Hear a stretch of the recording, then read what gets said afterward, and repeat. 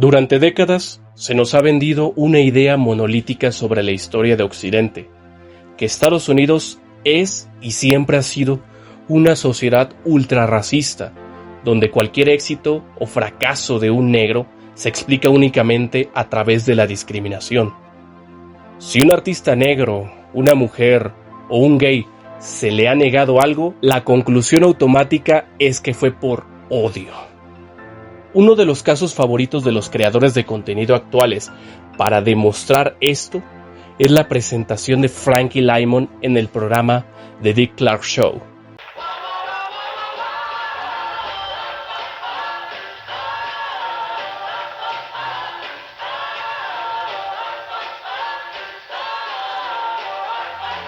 Seguramente has visto los videos. Te muestran fragmentos del público luciendo incómodos, serios o impactados al ver que el dueño de esa voz angelical en realidad era un joven negro. La narrativa es simple. El público blanco no sabía que era negro y al verlo, el racismo afloró.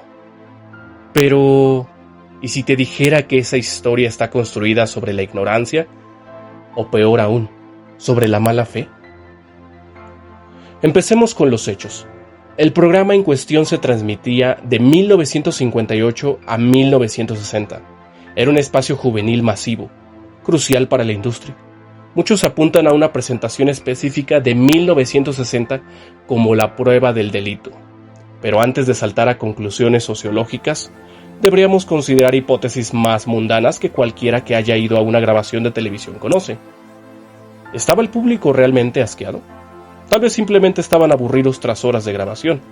O quizá, simplemente, estaban presenciando un fenómeno técnico que a cualquiera le resultaría molesto. El playback o el lip sync. Para quienes no conocen el término, el playback consiste en que el artista simula cantar mientras suena la pista grabada de fondo. Tan solo imagina que vas a ver a tu cantante favorito. Esperas la magia del directo y lo que recibes es a alguien bailando mientras suena el disco que ya tienes en casa. Eso genera una desconexión natural, una incomodidad que no tiene nada que ver con la raza del intérprete, sino la artificialidad del espectáculo. A diferencia de quienes se limitan a repetir discursos, yo sí decidí investigar. Si la sociedad estadounidense era inherentemente racista, entonces todos los artistas negros deberían de haber recibido el mismo desprecio, ¿no? Y todos los blancos deberían de haber sido ovacionados. Pero la realidad rompe ese esquema. Por ejemplo, analizando una presentación en ese mismo programa de Connie Francis, una de las cantantes blancas más populares de la época, en su presentación de junio de 1958, cantando Stupid Cupid, vemos exactamente lo mismo. Un público que parece estar pensando en qué va a cenar, con reacciones planas y desganadas.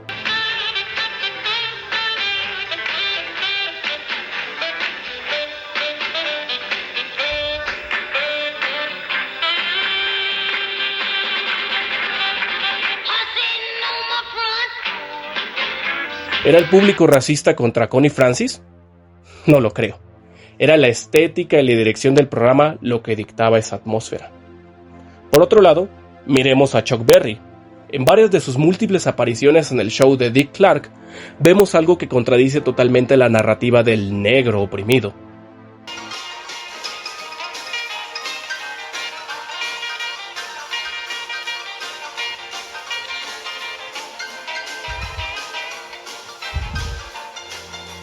El público estaba animado, participando y disfrutando genuinamente con él. Chuck Berry no solo era una estrella, era un ídolo masivo que incluso llegó a colaborar con figuras como John Lennon. Si la sociedad fuera el bloque de odio que nos pintan, el éxito de Berry sería una imposibilidad estadística. El argumento más flojo de los videos virales es que el público no sabía que Frankie Lymon era negro. Esta afirmación es simplemente un insulto a la inteligencia de los jóvenes de los años 60. Frankie Lymon no era un desconocido, era el líder de The Teenagers. Solo basta ver la discografía. En las portadas de los discos, Frankie aparecía en primer plano. No se escondía su rostro, se promocionaba. El público que asistía a esos shows era el mismo que compraba los discos y conocía las carátulas. Pero hay más. Frankie Lymon ya había saltado a la pantalla grande en 1956.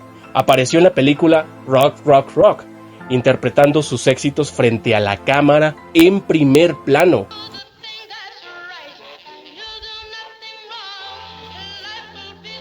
No estamos hablando de un artista de radio misterioso, estamos hablando de una estrella de cine y de la industria discográfica, cuya imagen era de dominio público años antes de la famosa presentación de 1960.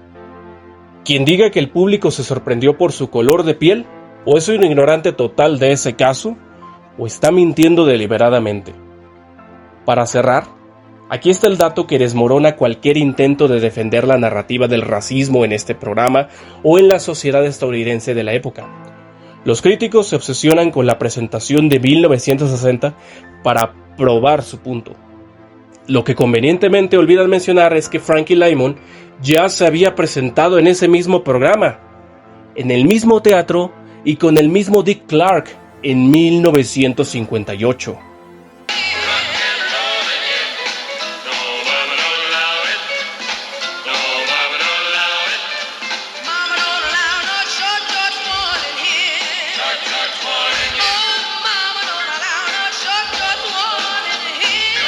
Si el programa o el público hubieran tenido un problema con su raza, ¿por qué lo invitarían de nuevo 2 años después?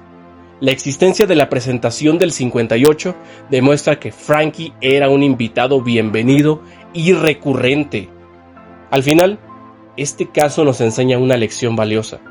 Muchas de las historias que nos cuentan hoy sobre el pasado están diseñadas para encajar en una agenda actual de división. Cuando uno deja de lado los prejuicios modernos y se pone a investigar los datos técnicos y la evidencia histórica, se da cuenta de que la realidad suele ser mucho más interesante. Y sobre todo, diferente.